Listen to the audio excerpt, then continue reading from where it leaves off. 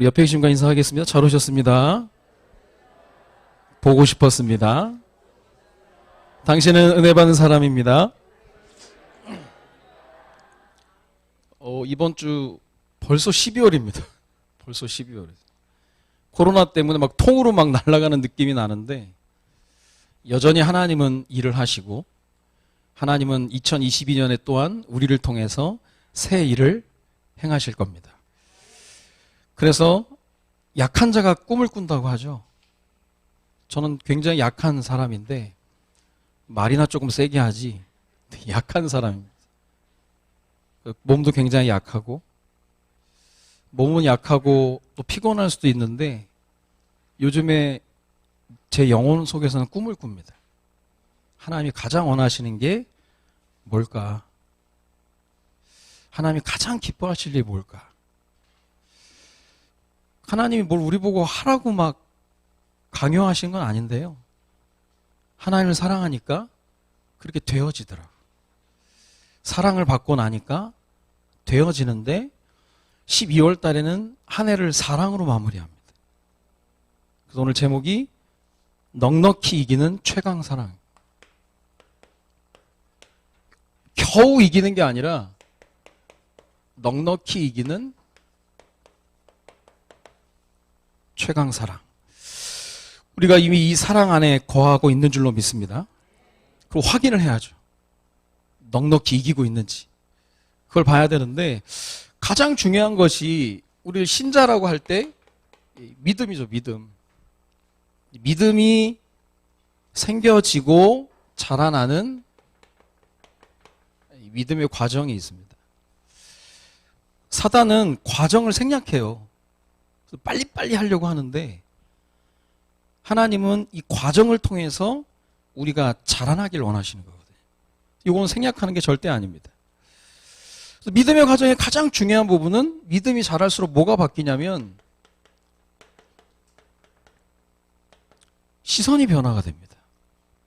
여러분 망할 사람은요 망할 것만 봐요. 감사가 없는 사람은 원망 불평거리만 봅니다. 감사할 사람은 감사의 조건이 너무 많은 거예요. 기뻐해야 할 조건이 너무 많은 겁니다. 믿음이 자랄수록 볼 것을 보게 되는 거예요. 나를 힘들게 하고 어렵게 하고 막 그런 것들을 보는 게 아니라 나에게 힘이 되고 기대가 되고 능력이 되는 것에 내 시선이 모아지는 거예요. 이런 눈이 열려져야 되는 거예요. 그럼 그게 보이니까 그 얘기를 하겠죠. 감사할 조건이 보이니까. 예전에 말씀드렸던 것처럼 어떤 창고, 어두운 옛날 광이라고 그러죠. 광. 이 창고는 굉장히 어둡습니다. 믿음의 시선이 어떻게 변화되느냐. 창고에 딱 들어가면 어둡죠. 캄캄해요. 우리 인생과도 같습니다. 그런데 조금만 있다 보면 뭐가 보이냐면 이 나무로 지었기 때문에 틈이 보여요. 틈 속에 뭐가 들어오느냐? 빛이 들어옵니다. 어두웠던 내 인생 가운데 말씀이 들어오기 시작하는 거예요. 말씀이 살아서 들어오는데 걷잡을 수가 없는 거예요. 근데 빛이 껌껌할 때는 몰랐는데 빛이 들어오고 나니까 뭐가 보이느냐? 아니, 그전에는 없었던 것 같은데 막 수억 개의 먼지가 막 가득 있습니다. 지금 우리가 이제 광 안에 들어왔다고 생각을 해보세요. 딱 들어갔는데 어두운데 틈 속에 빛이 들어오는데 먼지가 어마어마한 거예요. 이렇게 그럼 먼지가 생긴 겁니까? 드러난 겁니까? 드러난 거죠. 빛이 들어오니까 먼지가 생긴 게 아니라 빛이 없어서 못 봤을 뿐이지 빛이 들어오니까 먼지가 어마어마하게 보이는 거예요. 이게 뭐냐면 말씀이 들어가면 자기 자신이 보여지는 거예요. 아, 내가 이렇게 추악한 인간이었구나. 그리고 내 주변에 여러 상황들이 보여요. 아, 이게 정말 기도하지 않으면 안 되겠구나. 이 빛이 없었으면 모르고 갈 뻔한 거예요. 근데 사람들은 빛이 임해서 문제가 생겼대. 그거는 아닙니다. 말씀드렸죠. 교회 와서 시험 든 게 아니라 교회 와서 드러난 겁니다. 하나님 치유받으라고. 술집에서 드러나면 어떻게 된다고요? 병으로 맞고, 교회에서 드러나면 기도해 줍니다. 교회에서는 드러나도 되는 거예요. 바닥을 쳐도 괜찮습니다. 있던 게 드러나는 거예요. 빛이 비춰지니까. 그럼 그 다음부터 어떻게 되느냐? 자기 자신을 계속 보다가 어느 날 이 빛을 따라서 밖을 보는 겁니다.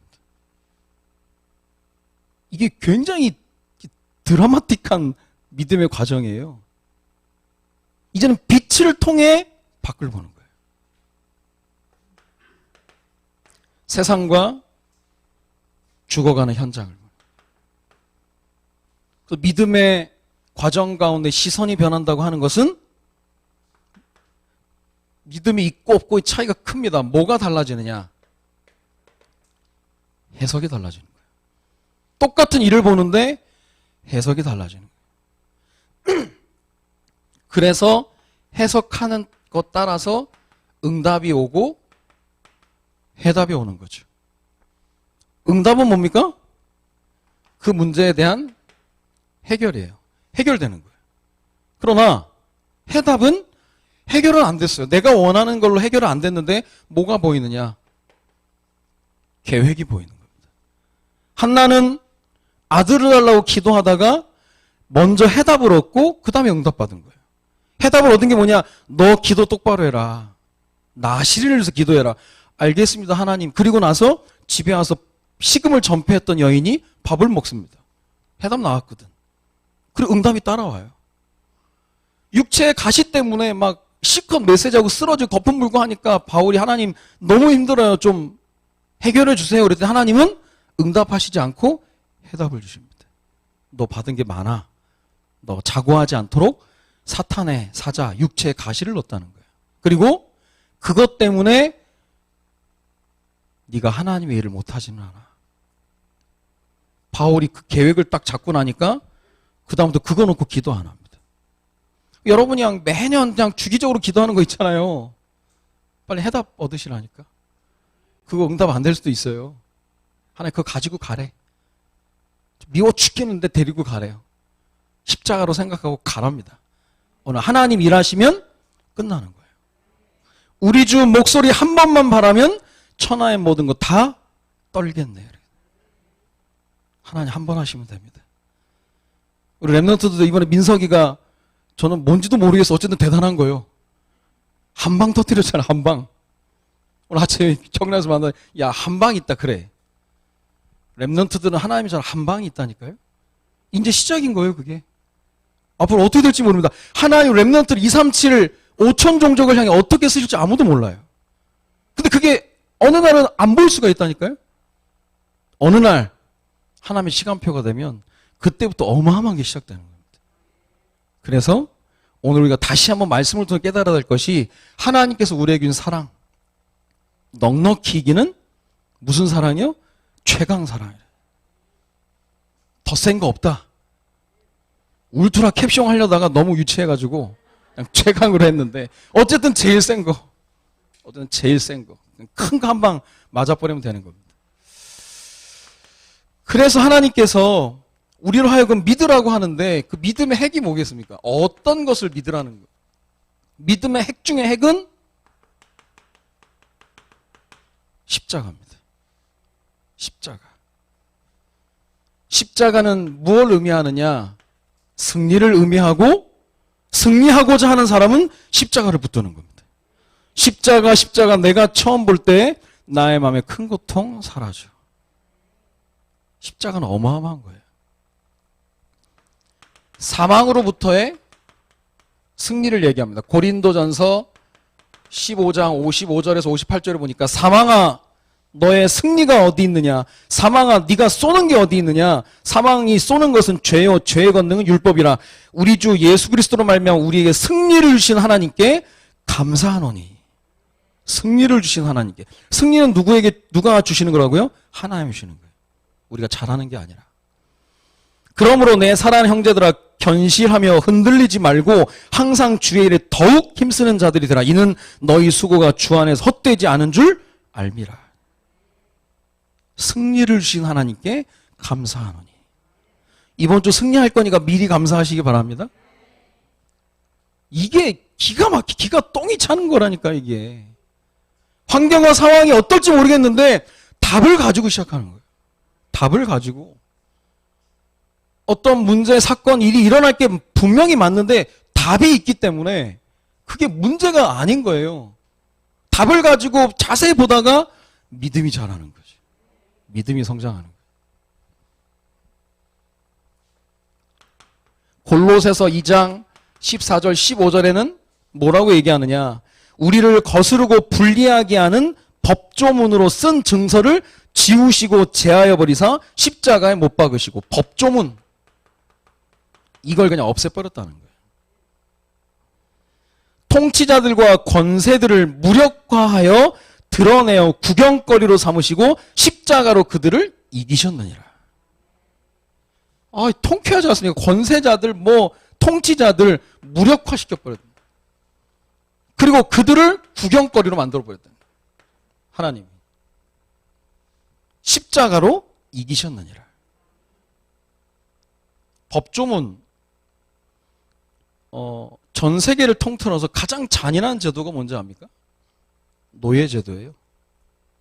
인도에 있는 카스트 제도하고 우리나라 옛날 양반, 쌍놈, 동족을 노예로 시킨 것만큼 잔인한 게 없습니다.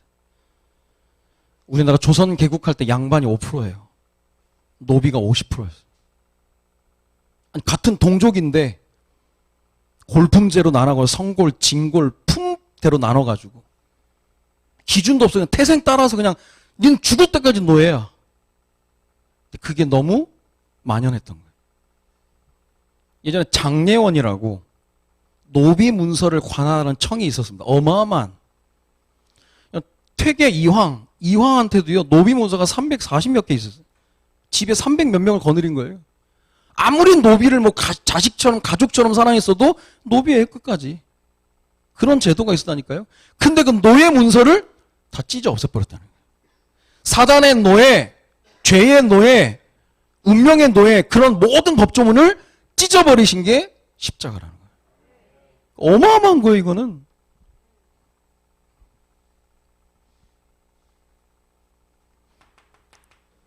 십자가를 통한 하나님의 구원의 역사. 로마서 5장 8절에 우리가 아직 죄인 되었을 때 그리스도의 십자가의 죽으심으로 하나님께서 우리에게 난 자기 사랑을 확실히 증명하시니라. 어떤 분은 이렇게 부활을 이렇게 강조하는 분이 있어요. 틀린 건 아니지만 그분이 이제 부활에 대한 이게 강조가 전국을 강타해가지고 부활 신학, 부활 메시지 해가지고 춘천에 있는 어느 교회가 어마어마하게 해요. 틀린 게 아니죠. 근데 이분은 좀 약간 이제 말을 이제 자꾸 이제 너무 부활을 강조하다 보니까 자기도 모르게 십자가를 약화시키는 거예요. 근데 부활을 통해서 구원이 이루어진 게 아닙니다. 부활은 영광이에요. 따라오는 거. 성경에 보면 부활을 통해서 구원을 이뤘다는 한마디도 없습니다. 성경은 십자가예요. 이 십자가가 어마어마한 겁니다. 믿음의 핵은 십자가예요. 십자가를 지고 부활은 영광으로 나타낸 거죠. 그래서 승리를 원한다면 십자가를 붙드는 겁니다. 철로역정의 기독도가 십자가 앞에 섰더니 자기의 모든 죄짐이 스르르 흘러내리잖아요. 십자가입니다. 그런데 승리하셨다라고 하는데 이게 왜 문제가 여전히 있냐. 지난번에 얘기했던 것처럼 하나님의 복음은 항상 그 이미와 아직, already, not yet. 이미 끝냈는데 아직이라는 거예요. 무슨 말이냐. 이미 승리하셨는데 아직 모든 승리가 완전히 종식되기까지 요 잔당들이 있는 거예요. 잔당들이. 이미와 아직. 그러니까 십자가 다 끝냈는데 남아있는 건 뭐냐. 그 이름을 가지고 싸우라는 거죠. 응답받으라는 거예요. 그 제일 설명하기 제일 좋은 게 우리가 디시전 데이라고 해가지고 D-Day 그러잖아요. 결전의 날. 이게 2차 대전 노르망디 상륙작전을 통해서 1944년 6월 6일 날 히틀러를 작살냈단 말이에요. 끝내버렸어요. 그런데 히틀러의 완전한 항복은 언제 일어났냐? 11개월 후에 6월 6일 날 일어났거든. 그 다음 해. 그날이 무슨 날이냐? 빅토리 데이. 그리스도의 십자가에서 모든 문제를 끝내셨는데 그리스도 재림 오시는 그날이 빅토리 데이. 완전한 승리. 그러니까 지금은 이미 승리를 했지만 잔당들이 남아있기 때문에 이것과 싸우는 거예요. 이미 대가리가 박살났는데 여전히 발악하고 있기 때문에 싸우는 게 이겁니다. 그 사람이 모르면 이 신학적인 임의와 아직 사이를 모르면 다 끝났다면 이 문제가 뭐냐 그러는 거거든요. 근데 그 문제를 통해서 믿음이 성숙하게 되는 거예요. 아, 이거구나. 풀어가다가 믿음이 생겨버리는 거예요. 하나님이 우리 성도 가족들에게 깨달음을 주시기를 원합니다. 임의와 아직 사이가 조금 신학적인 어려운 건데 간단한 거예요. 끝났어. 이미 히틀러 끝났어. 아직 항복을 안 했어. 빅토리 데이가 예수님 재림 오시는 날까지 그 과정을 계속 가야 된다는. 이런 가운데 이것의 실제는 뭐냐? 그래서 이 부분에 대한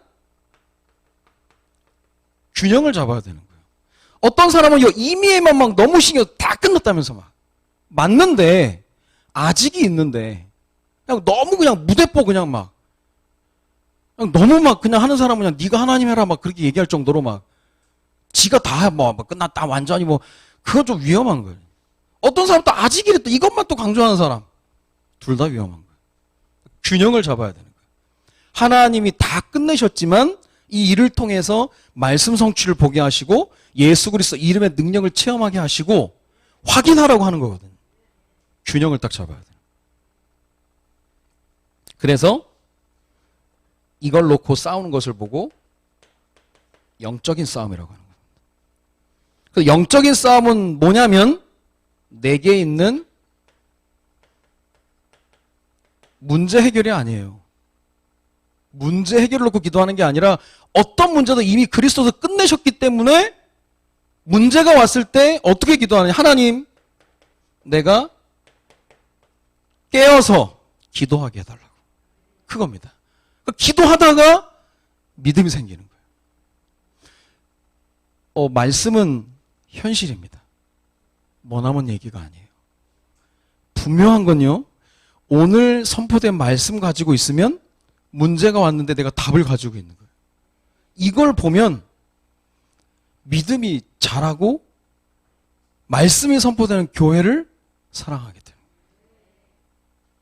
내가 답을 가지고 있으니까. 그리고 이게 너무 소중한 거예요. 예배가 소중하고 말씀이 기대가 되고 그날 교회에 더 헌신하게 되고 청라에도 꽃꽂이 하는 장로님이 계시는데 제가 어제 일이 조금 할 게 많아가지고 아침에 일찍 8시인가 갔어요. 토요일날. 이미 그분은 자기 차 타고 교회 와서 채워놓고 봉고차 끌고 꽃꽂이 하러 가셨어요. 몇 시에 오셨지? 여러분 얼마 주면 그거 하랍니까? 교회를 사랑하는 거예요. 이미 하신 거예요. 또 거기서 다 꽃꽂이 해가지고 막 차에 실어가지고 와서 강단에 탁 놓을 때 그런 분들이 나를 알아주기를 원할 것 같습니까? 아니에요. 근데 그게 그렇게 누군가의 헌신을 통해서 되어졌다는 걸 모르면 꽃꽂이가 막 균형이 맞네 안 맞네 뭐 저걸 더 잘라야 되네 말라. 아이고 전문가 나셨어 아주야.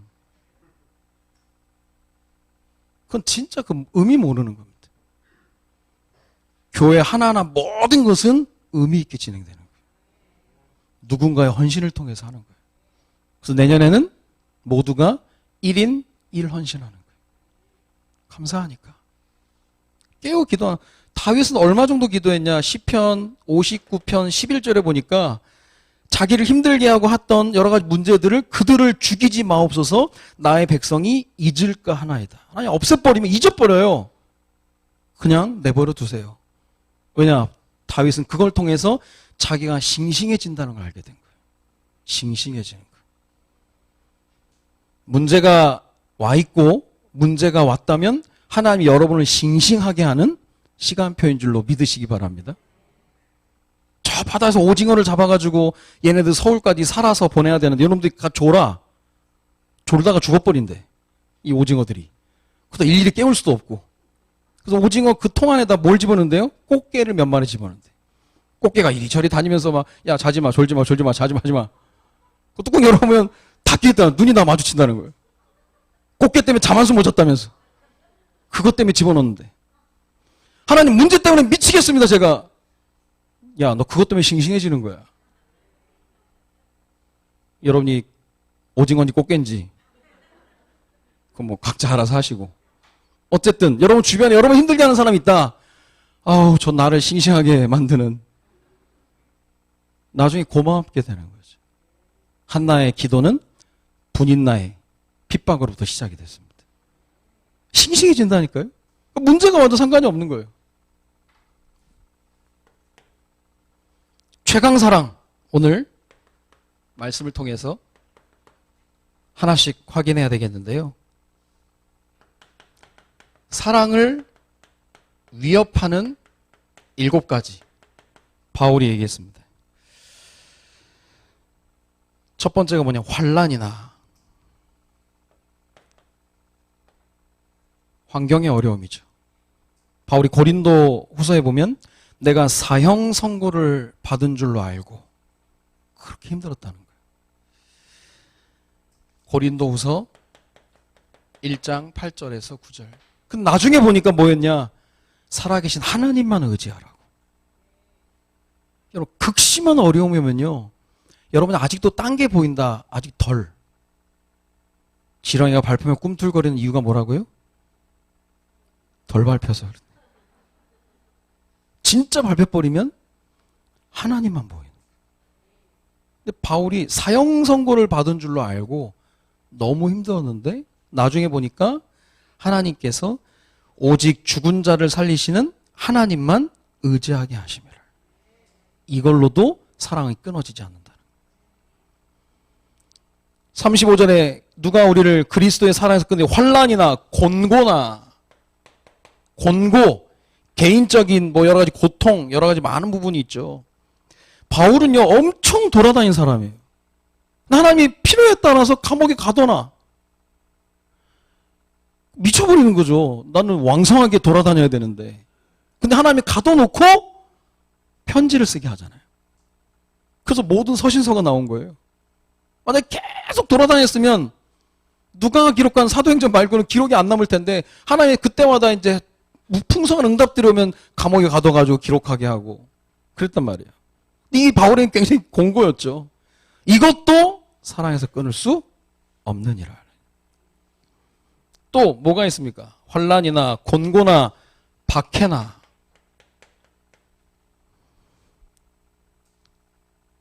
고린도후서 11장 23절 25절에 보면 바울이 어떤 박해를 받았냐?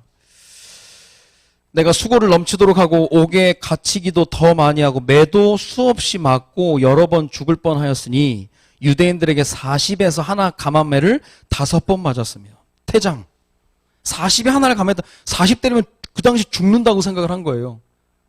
40에 하나 감한매를 5번이나 맞았고 3번 태장으로 맞고 1번 돌로 맞고 3번 파선하고 쥐야를 깊은 바다에서 지냈으며 정말 쉽지 않았겠죠. 바울은 하나님이 쓰신 종이지만 참 위대한 종이라는 생각이 듭니다. 바울의 선교 여정, 저 터키 쪽 가면요. 아니 바울이 여기서도 복음 전하고 저기서도 복음 전하고 저기서도 복음 전했다고 이제 차를 타고 다니는데요. 차로 12시간 막 14시간을 간다는 거예요. 진짜 엉덩이 종기 난데. 아니 차로도 12시간을 걸리는데 이게 이 바울은 걸어서 갔을 텐데 아니면 걷든지 말 타든지 어떻게 갔어요? 어떻게 갔겠냐는 거 이게. 진짜 복음에 미친 거죠. 못 간다는 말을 안 하는 거죠. 그냥 부르신 대로 가는 거죠. 가는 길이 뭐 쉬운 길이 아니요. 태장으로 맞고 여러 가지 문제가 많이 있었는데 그렇게 할 수밖에 없었던 건 뭐냐. 하나님 사랑하니까. 사랑을 입었으니까. 이게 어마어마한 힘이라는 거예요. 또 기근. 가는 데마다 누가 뭘 저기 해줍니까? 고린도후서 11장 7절 보니까 11장 27절에 보니까 뭐라고 얘기하느냐. 또 수고하며 애쓰고 여러 번 자지 못하고 줄이며 목마르고 여러 번 굶고 춥고 헐벗었노라. 우리는 전도자를 환영하지만 세상은 전도자를 싫어하잖아요. 그러니까 줄이고 막 헐벗고 막 굶주렸다는 거예요. 어려움 당했다는 거죠. 그리고 적신이 이제 헐벗음이죠. 겨울에는 얼마나 추웠겠습니까? 여름에 또 얼마나 덥고. 신영복 씨가 이제 감옥 수감 생활을 하면서 책을 썼죠. 겨울은 추우니까 다닥다닥 붙어가지고 이제 어떻게든 살아남는. 여름은 미친대요. 여름엔 불덩이가 옆에 있다는 생각이 들어서 정신줄 놓으면 사람 죽이겠더라는 거예요. 진짜 힘들다는 거예요. 그러니까 여러 가지 헐벗음과 여러 가지 이게 반대로 얘기하면 이게 추위와 더위와 모든 것들을 다 거쳐갔는데 그게 사랑에서 끊을 수 없다는 거예요. 어마어마한 겁니다. 그러면서 위험이나 칼이랴. 어떤 위험이냐? 고린도서 11장 26절에 보니까 바울이 얘기합니다. 여러 번 여행하면서 강의 위험과 강도의 위험과 동족의 위험과 이방인의 위험과 시내의 위험과 광야의 위험과 바다의 위험과 거짓 형제 중에 위험을 당하고. 그 구절 중에 제일 뒤통수 땡기는 게 뭡니까? 동족의 위험이에요.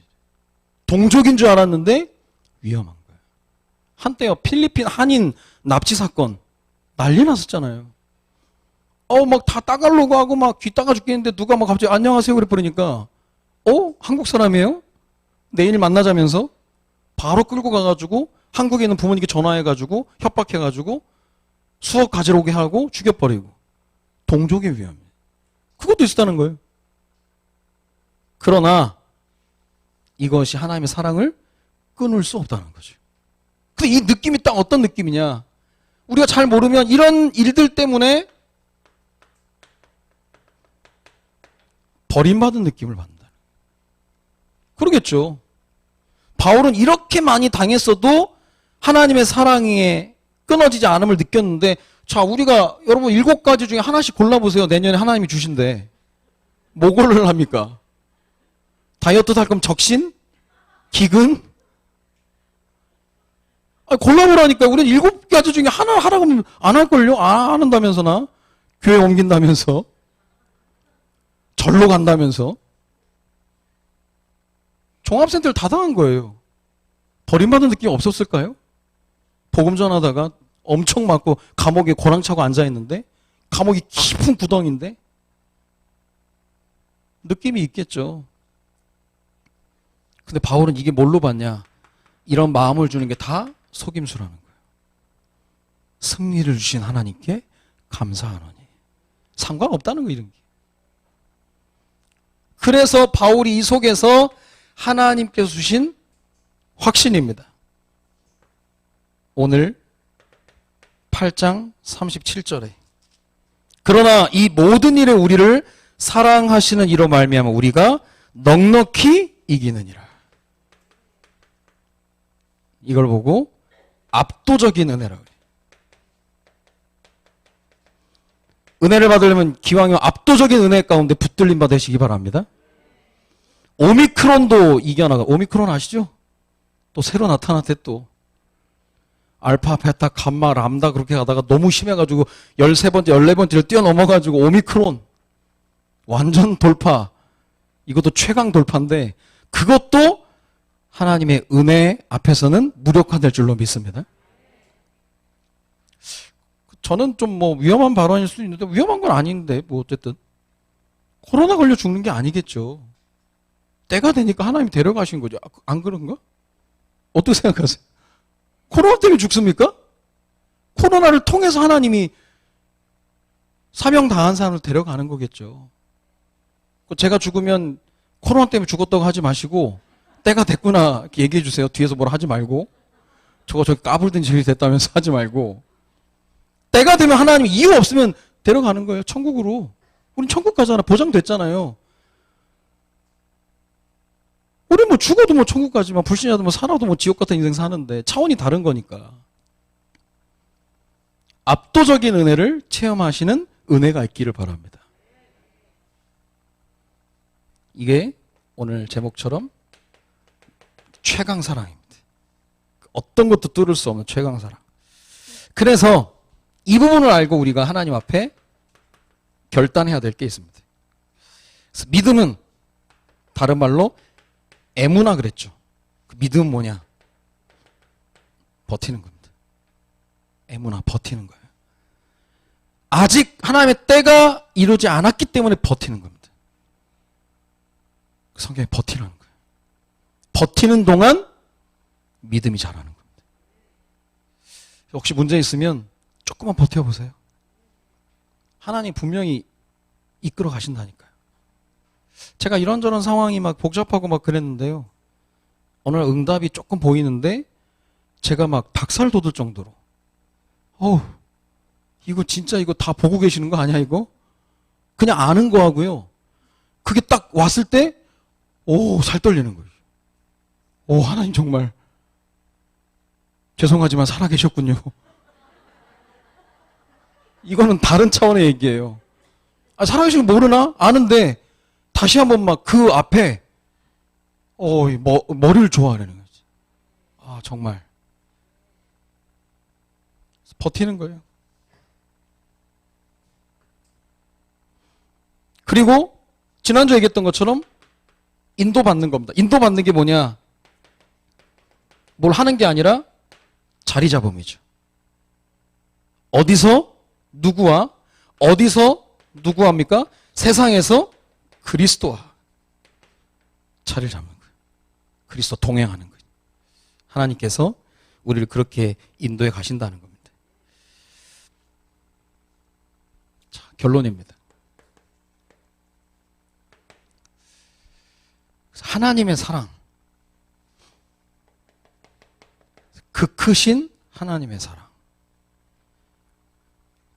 제가 그 주중에 이제 주보를 좀 확인하고 하는데 제가 찬송가를 생각 안 하고 304장을 같이 하고 싶다라고 계속 생각을 했거든요.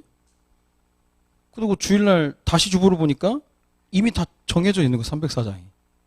제일 좋아하는 찬양이거든요. 하늘을 두루마리 삼고 바다를 먹물 삼아도 그 크신 사랑을 기록할 수가 없네. 기가 막히지 않아요? 이 표현 자체가? 하늘이 다 두루마리라. 바다를 먹물 삼아서 이제 붓을 들고 써야 되는데 그것도 모자라대요. 그 사랑의 하나님의 받은 것이 너무나 크니까. 그래서 우리 교회가 무슨 교회예요? 사랑의 교회입니다. 사랑이 없어서 사랑의 교회가 아니라 사랑이 넘쳐서 사랑의 교회 되기를 바랍니다. 여러분과 제가 사랑의 교회예요. 하나이가 와도 사랑으로. 정말 이상한 사람이 와도 사랑으로. 하나님이 우리 교회에 보내주셨다면 우리가 책임져야죠. 이 사람이 어디를 가겠습니까? 그리고 하나님 보실 때 다 똑같은, 다 개인기를 가지고 있는 사람들이지 누가 누구를 뭐 더 심하다, 여기 무슨 품제 있습니까? 뭐 육두품, 뭐 사두품 해요? 없거든요. 다 똑같아. 하나님 보실 땐. 내 스스로가 하나님 앞에 약해져서 하나님 나만큼은 하나님 압도적인 은혜가 필요합니다라고 엎드리는 거죠. 하나님의 사랑. 요한복음 13장 1절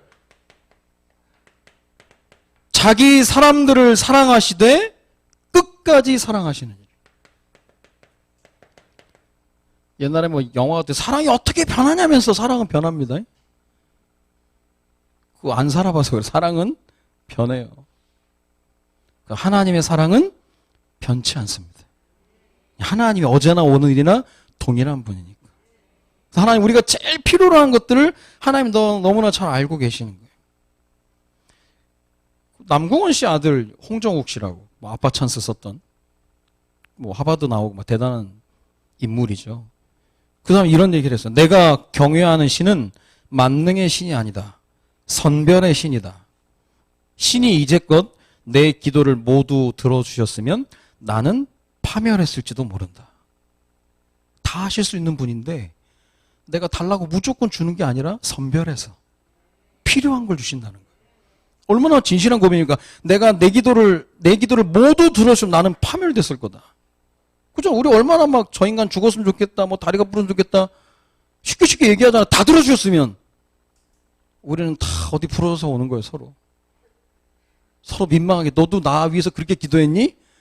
서로 확인하면서 막. 어떤 놈이 나의 다리 부러지게 했냐면서 막. 근데 하나님이 선별해서 가장 필요한 걸 주신다는 거예요. 끝까지 사랑하는. 아이들 많이 사랑해 주세요. 그래야 아이들이 힘을 냅니다. 사랑이 필요한 거예요. 왜 자꾸 소리 지르느냐? 사랑해 달라고. 사랑해 줘야 돼. 그리고 하나님의 사랑은 마태복음 28장 20절. 세상 끝날까지 항상 함께 하신다. 이게 구원받고 천국 가서 보자가 아니라 구원받은 이후에 늘 동행하시면서. 너 자리 잘 잡고 있니 지금? 계속 얘기하면서. 때로는 풀 죽어 있으면 문제를 줘서라도 깨워서 기도하게끔 싱싱하게 만들어 가시는 거예요. 그래서 여러분들이 신앙생활을 하는 동안 내가 성숙했다라고 하는 것은 문제도 커지는 거예요.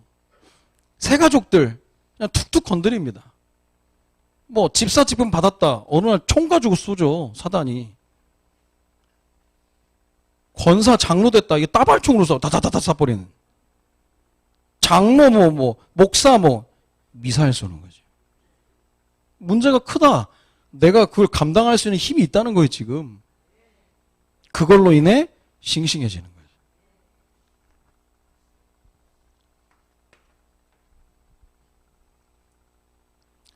그래서 칼빈이 얘기하기를 사랑받는데 하나님이 고난을 허락하잖아요. 이 고난을 뭐라고 얘기했냐면 제2의 은혜라는 거예요. 제1의 은혜는 하나님께서 베푸신 구원. 제2의 은혜가 고난인데 왜 그러냐? 하나님께서 내게 허락하신 고난 중에 승리케 하신다는 거예요. 고난이 왔다.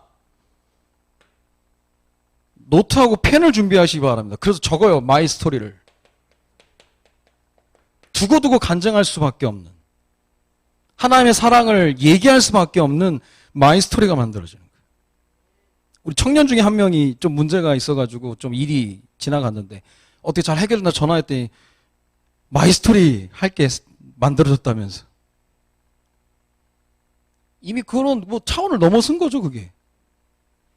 마이 스토리를 쓰는 게 고난 중에, 어려움 중에. 그 기간에 하나님 바라봤는데 싱싱하게 됐다는 거지. 넉넉히 이기는 최강사랑. 아, 제목 참 멋있지 않습니까? 내가 지었다고 해서 그런 게 아니라 넉넉히 이긴, 넉넉히. 기왕이면 넉넉히 이기는 거예요, 넉넉히. 겨우 이기는 게 아니라.